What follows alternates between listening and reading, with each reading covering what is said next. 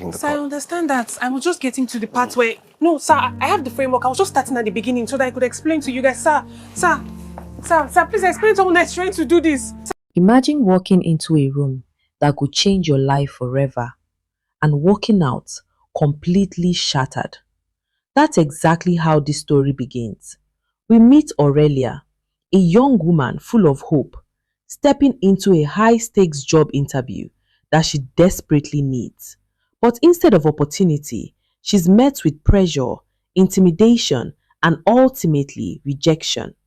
In just a few minutes, her confidence is crushed, and we immediately understand the kind of life she's living, one filled with struggle, uncertainty, and silent battles.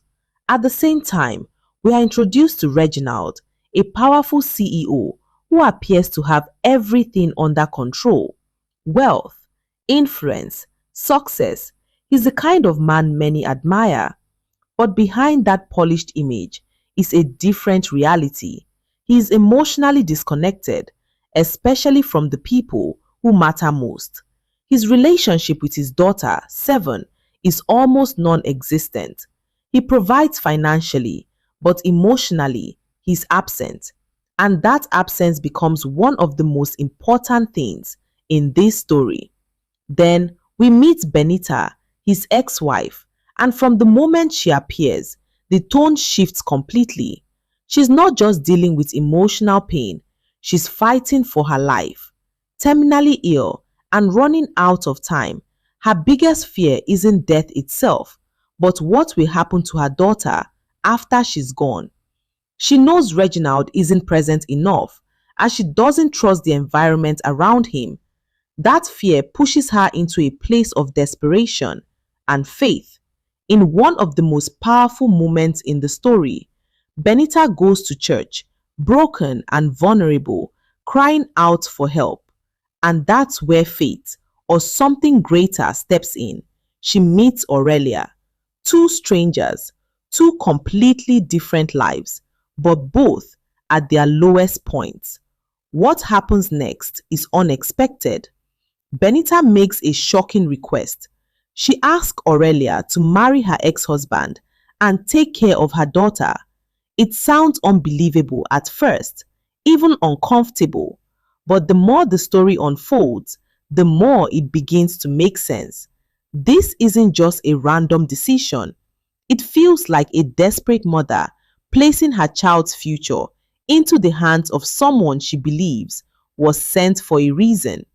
Aurelia, despite her own struggles, no stable income, no support system, and her own life falling apart, steps into a role she never imagined. She enters Reginald's home, not for love, not for money, but for one purpose: to protect Seven. And Seven quickly becomes the heart of the story. She's young, innocent, and deeply affected by everything happening around her. She feels the absence of her father. She senses the tension in the house. And more than anything, she craves love and stability.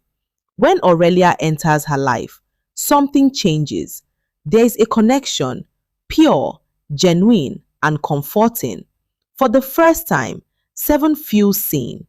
But of course, it's not that simple. There's conflict, and a lot of it. Osas, Reginald's longtime partner, brings tension into the story.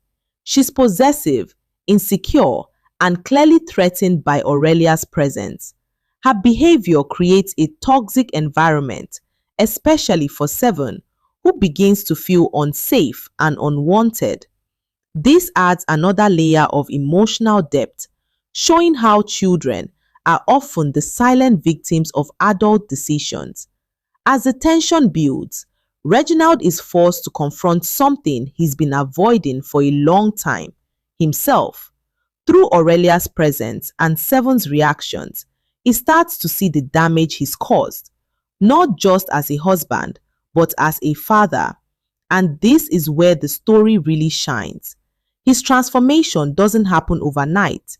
It's slow, uncomfortable, and filled with guilt, but it's real. He begins to show up, to listen, to care. Aurelia becomes more than just a caretaker. She becomes a catalyst for change. She challenges Reginald, not with anger, but with truth. She teaches Seven love, patience, and faith. And in doing so, she begins to rebuild a broken family. Then comes one of the most emotional turning points in the story. Benita's condition gets worse. The hospital scenes are intense, filled with fear, desperation, and uncertainty. It feels like everything is about to fall apart. And just when it seems like there's no hope left, something extraordinary happens. Through prayer, unity, and unwavering belief, Benita begins to recover. It's a moment that can be interpreted in different ways: faith, miracle, or simply hope. But either way, it's powerful. It shifts the entire direction of the story and reminds us that sometimes, even when things seem impossible, there's still a chance. With Benita's recovery, everything begins to fall into place. Seven gets her mother back. Reginald fully embraces his role as a father. And Aurelia, who started this journey with nothing, finds purpose, stability, and something she never expected: love. But what makes this ending satisfying isn't just the romance, it's the growth. Reginald lets go of a toxic relationship and chooses what truly matters. Aurelia proves that kindness and strength can coexist. And Benita, despite everything, finds peace, knowing her daughter is safe and loved. In the end, this story is more than just a romantic drama. It's about second chances. It's about the power of showing up for the people who need you. It's about healing broken relationships and finding purpose in unexpected places. And most importantly, it's about faith, the belief that even in your darkest moments, something good can still find its way to you. This is the kind of story that stays with you, not because it's perfect, but because it feels real.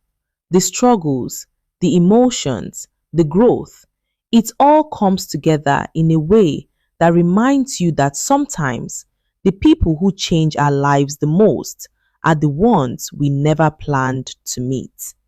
Thank you so much for watching this review all the way to the end. I truly appreciate your time and support. If you enjoyed this story and want to experience all the emotions, twists, and powerful moments firsthand, make sure you head over to Uchennambunabotv on YouTube to watch the full movie. Trust me, this is one of those stories you don't want to miss.